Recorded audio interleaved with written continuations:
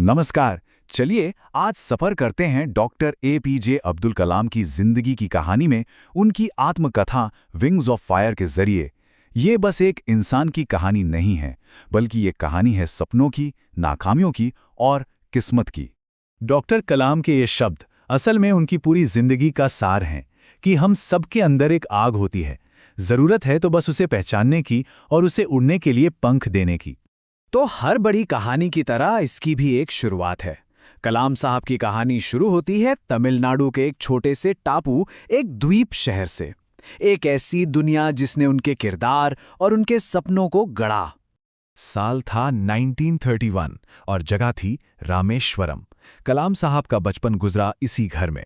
कोई बहुत ज्यादा ऐशो आराम नहीं था, लेकिन हाँ, इमोशनल सिक्योरिटी यानी भावनात्मक रूप से एक बहुत ही महफूज माहौल था। पिताजी नाव के मालिक थे, घर पक्का था, जरूरत की हर चीज थी, लेकिन फालतू की कोई चीज नहीं। तो ये जो भावनात्मक सुरक्षा थी, ये आई कहाँ से? ये आई उनके परिवार से, उनके समाज से, जहां उन्होंने जिंदगी के सबसे बड़े सबक सीखे, विश्वास और आपसी भाईचारे के सबक। रामेश्वरम का माहौल कैसा था, इसका अंदाजा आप इसी से लगा सकते हैं। एक तरफ कलाम साहब के पिता जैनुलाब्दीन और दूसरी तरफ रामेश्वरम मंदिर के सबसे बड़े पुजारी पक्षी लक्ष्मण शास्त्री। और ये दोनों पक्के दोस्त थे। अक्सर साथ बैठकर आध्यात्मिक मामलों पर बातें किया करते थे। कमाल का माहौल था, है ना? उनके पिता ने उन्हें जो सिखाया वो सिर्फ कोई रस्म नहीं थी। उन्होंने प्रार्थना का बहुत गहरा मतलब समझाया कि जब कोई प्रार्थना करता है तो वो सिर्फ एक इंसान नहीं रहता, बल्कि वो पूरे ब्रह्मांड का हिस्सा बन जाता है। एक ऐसी जगह जहां कोई अमीर, गरीब, छोटा बड़ा या किसी धर्म जाति का नहीं होता। और ये बातें सिर्फ कहने के लिए नहीं थीं। एक बार स्कूल में एक नए टीचर आए और उन्होंने कलाम साहब को उनके हिंदू दोस्त से अलग बैठने को कह दिया। जानते हैं क्या हुआ? दोनों के परिवार वालों ने मिलकर इसका विरोध किया। पुजारी लक्ष्मण शास्त्री ने उस टीचर को साफ साफ कहा कि बच्चों के मन में ये भेदभाव का जहर मत खोलो। पूरा समुदाय ऐसी सोच के खिलाफ एक साथ खड़ा हो गया था। तो रामेश्वरम के इसी खुले माहौल में, उस नीले आसमान को देखते हुए एक सपना पल रहा था।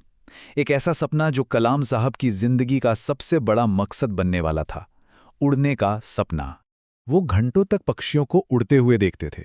ये सिर्फ एक बच्चे की जिज्ञासा नहीं थी, ये एक जुनून था, एक धुन थी कि एक दिन वो भी आसमान में ऐसे ही उड़ेंगे। लेकिन सपने देखने और उन्हें पूरा करने के बीच अक्सर हकीकत की एक दीवार होती है। कलाम के लिए ये दीवार थी पैसों की। उन्हें मद्रास इंस्टीट्यूट ऑफ टेक्नोलॉजी में एरोनॉटिकल इंजीनियरिंग की पढ़ाई करनी थी, जिसकी फीस थी 1000 रुपए, और उस जमाने में ये एक बहुत बहुत बड़ी रकम थी। तो सवाल ये था कि ये होगा कैसे? एक नाव चलाने वाले का बेटा इतने पैसे लाएगा कहां से? क्या सपना यहीं पर टूट जाएगा? और यहीं पर जब सारे रास्ते बंद लग रहे थे, तब उनकी बहन जोहरा आगे आईं। उन्होंने एक पल भी नहीं सोचा और अपनी सोने की चूड़ियां गिरवी रख दीं ताकि उनके भाई का सपना पूरा हो सके। इस कुर्बानी ने कलाम के इरादे को और भी पक्का कर दिया। तो पढ़ाई पूरी हुई। अब वो मंजिल बिल्कुल सामने थी जिसका सपना बचपन से देखा था। लेकिन किस्मत को कुछ और ही मंजूर था। और कभी-कभी सबसे बड़ी कामयाबी सबसे बड़ी नाकामी के बाद ही मिलती है। लक्ष्य तो बिल्कुल साफ था, एक पायलट बनना, इंडियन एयरफोर्स में शामिल होकर आसमान में उड़ना। बस यही एक सपना था। वो इंटरव्यू तक पहुंचे भी। मुकाबला बहुत सख्त था। उम्मीदवार थे 25 और जगहें थीं सिर्फ 8। और कलाम का नंबर आया 9वां। सिर्फ एक रैंक से, बस एक रैंक से वो चूक गए। उनका सपना टूट गया। सोचिए कैसा महसूस हुआ होगा। जिस एक चीज के लिए इतनी मेहनत की, वो हाथ आकर फिसल गई। वो पूरी तरह से टूट चुके थे। समझ नहीं आ रहा था कि अब क्या करें। तो वो ऋषिकेश की तरफ निकल पड़े, सवालों से घिरे हुए।